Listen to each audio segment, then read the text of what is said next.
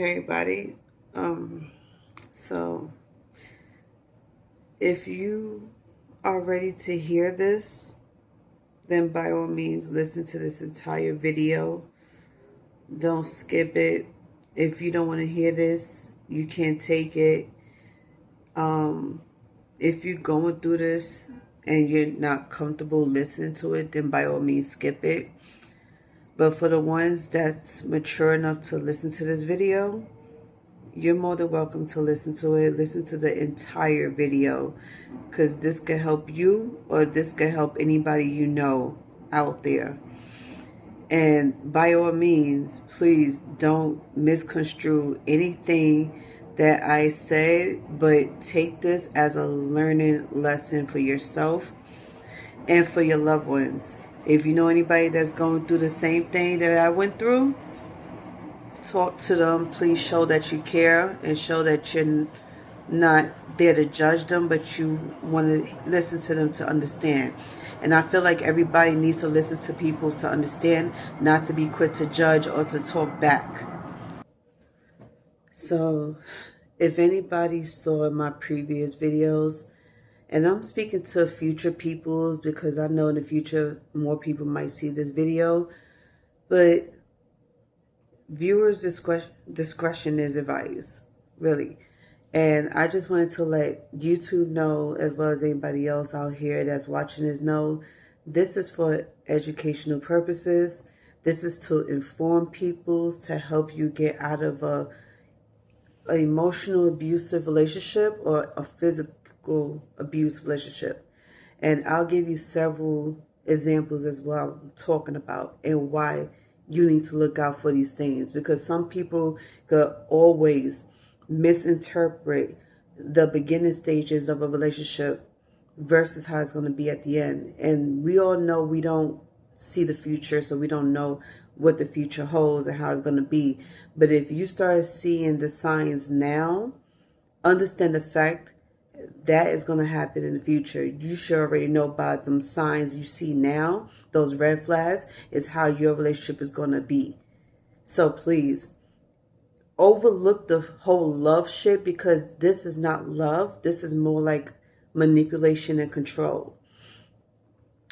So I was listening to a female story a couple of months ago on TikTok. She was in a relationship with her husband for years. They met in college. They was in love with each other. She's not black, so let's be open-minded about this, because this could happen to anybody. You don't have to be black or white or Latin for you to go through emotional or physical abusive relationships. This could happen to anybody. So listening to what this woman went through, I felt so bad for her. And I was like, I hope that it never happens to me, because I can't even fathom what it's like to be in that type of relationship. But now I can say I can. I fully understand her, and I understand why it took her so long to get out of it. But thank God that it didn't take long for me to get out of my relationship. I wanted to be transparent and fully open with y'all, because I want y'all to understand that this could happen to anybody. And I don't want nobody out there, accusing me of anything, saying, oh, she's on some woe is me type shit. No, it's not. This is a actually real life story that I've been through. Emotional manipulation in an emotionally abusive relationship. I met this guy who was in my class. Me and him goes to the same school, and yes, we're in the same class. And to answer your questions in the future, no, I couldn't get out the class because it's too late to get out the class now. If you know anything about college, you know that they give you certain time limits on when you could drop out of classes and pick up new classes. Well, about the time all of this happened between me and him, this is way after the deadline. So I couldn't drop out. So I'm not going to mention his name. For two reasons why I'm not mentioning my ex's name. One, I don't want nobody coming after him. Two, is because he is not worth He is not worth the battery I'm draining. He is not worth the energy, and he is not worth the publicity. So we're not going to mention his name, okay? But we are going to mention what he did to me. I met this guy in September, the middle of September, when I started going to classes. And I didn't notice anything about him. I didn't even know he was even in my class because I wasn't paying attention to everybody in my class. So this class was on Zoom, and this is my psychology class. And about the middle of September, this guy decides to want to ask me out, start talking to me on the text part of Zoom, the chat part of Zoom. And I didn't even know he was even paying attention to me because, like I said, I'm not cocky as hell. I am not that overly confident where I would think that, whenever I walk into a room, somebody would notice me or somebody's going to holler at me, men's going to flock my way. I'm never like that. And anybody who knows me very well knows I'm never like that. But this guy took notice of me. So he started talking to me. And all of a sudden, he starts looking me up behind my back. Now, when I said these are red flags he was showing throughout the entire relationship, even to the point I met him. When I met him, he hit me up. He was like, the first thing he said was, "You have the most beautiful smile ever." And he all of a sudden friend requested me on Instagram. Now, how the hell he found me on Instagram? Because my real name is not on Instagram.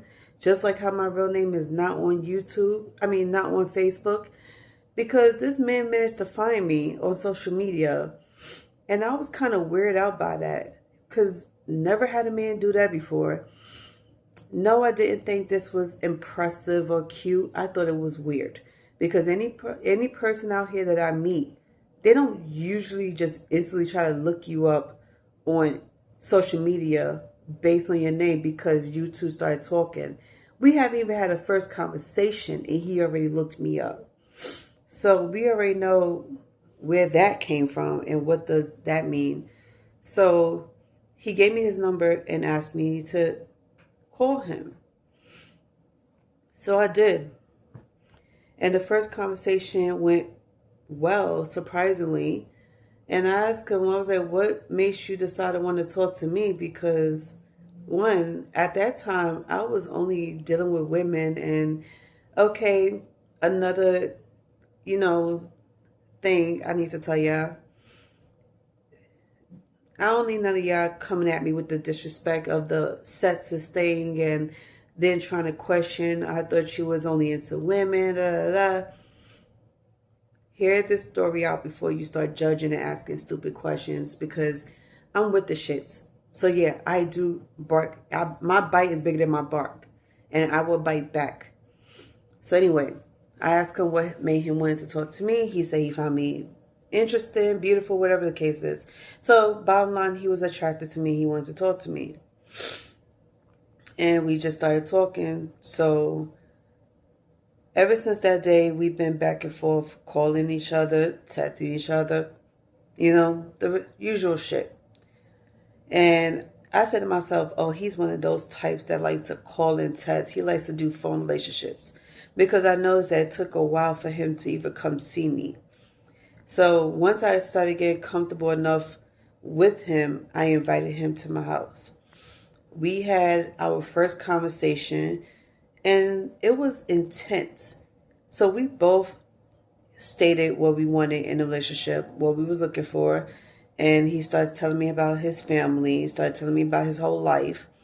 I wanted to wait until I was really comfortable with this man, until I know him well enough to tell him my life story. Because the first couple of weeks, I did not tell him nothing. I gave him the bare minimum. I wasn't comfortable with anything. So something was telling me just hold back and wait for this man to make his move. So that's what I did. I wait for him to make his move. And he kind of impressed me a little. Only the fact that the day that it was raining, he came over. And I forgot what day this was, but he came over when it was raining. And I was like, oh, you are crazy. I thought this man was out of his mind because I don't ever travel in the snow or rain for nobody. So I wouldn't think somebody would do that for me. This is where the red flag comes in. The first red flag, where this guy, he feels like because he pissed me off 48 hours before that day, he feels like he should go to a flower shop and buy me some flowers. But the thing is, it was too early in the morning. It was way before 8 o'clock. And he went in the rain to go look for some flowers, only to come back with supermarket fake flowers. Yes, plastic flowers. And I told him if I would have known you was going to go to the, try to go find a flower shop for me, I would have told you don't leave just yet because it was not 10 o'clock yet, because stores open at 10 o'clock around here. Anybody that lives in New York City, you know what I'm talking about. Some stores out here open earlier than others, but in the Bronx, no store opens before 10, except for supermarkets. So he goes and he starts traveling in the rain for flowers. Then he comes back and I'm like, I started laughing at him because I'm like, I can't believe you really went out there, got yourself wet up just for me. And I was like, that was sweet and all, but you didn't have to do that. And then he comes back with a fake bouquet of flowers. And I was turned off by that. But I threw it in the back of the closet. And I still got it in the back of my closet. He talked about, well, it's the thought that counts. You should have thought about that earlier. Then he got cocky and said, well, I went above and beyond for you. Sweetie, that's not above and beyond for anybody. Above and beyond is taking somebody out on a date and give them some real flowers or even a real rose and have a good time with them, get to know them. And what would have win brownie points is if you would have made effort in it again. And I was like, this is not the first time. It wasn't going to be the first time. So I'm like, okay, you got chances to come up with something better. So, long story short, the first couple of weeks of us dating was not the easiest. When I said that we have been fighting and arguing throughout the entire relationship, this is exactly what I meant. It was a bunch of disagreements, a bunch of arguments, him like constantly coming at me disrespectfully because and I said this with all respect, I was like, you met your match. And I said that because he finally found a woman who speaks up for herself, who defends herself, a strong-willed and strong-minded woman who doesn't take crap from nobody. You met somebody who could not be bought. You met somebody who could not be manipulated and tested the way you think she would be tested. You met somebody who could not be intimidated by.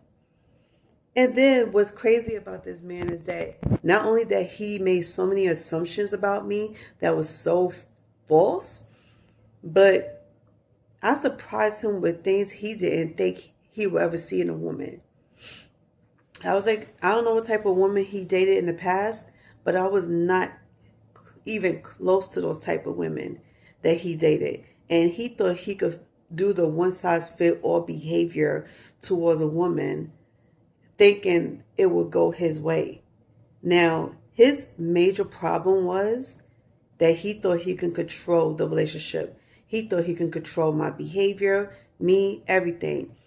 And you'll see later on in this video why I said what I said. This video will be a 2-part video. And I just want y'all to listen throughout the entirety of this video because, like I said, red flags and manipulation was crazy.